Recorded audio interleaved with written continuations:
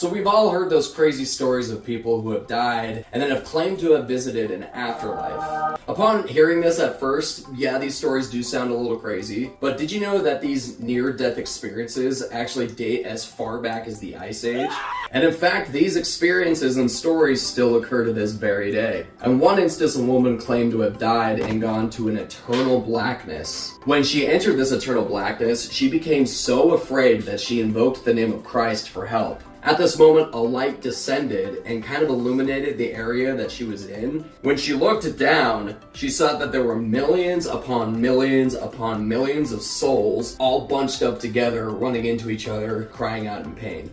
It's like every Knocked Loose concert I've ever been to. Another crazy story is a woman who claimed to have visited hell itself and seen some pretty prominent figures down there. These included Michael Jackson, one of the popes, and the vocalist Selena. This person also claimed that anytime somebody on Earth listened to Selena's music, it would make her torture that much worse. To put this out there, nobody actually believes this, but this is just what this woman claimed, so R.I.P. Selena. So near-death experiences, is there any validity or scientific research to this? Turns out there is. In a book called Evidence of the Afterlife by Dr. Jeffrey Long, he conducted a huge scientific research into near-death experiences. In his study, Dr. Long specifically focused on people who were clinically dead, meaning that they weren't breathing and didn't have a heartbeat. So they're a corpse at that point. What was very interesting and frankly terrifying about his research, he found that near-death experiences are medically inexplicable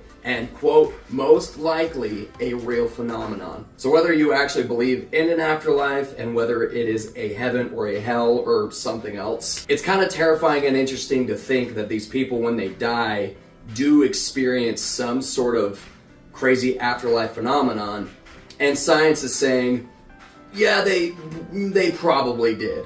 If you want to find out more about near-death experiences, check out our podcast, Oh Brother, Where Art Thou?, where our 5th episode is strictly dedicated to these phenomena. We tell some crazy stories, and then we also go more into the science of why this may actually be a real thing.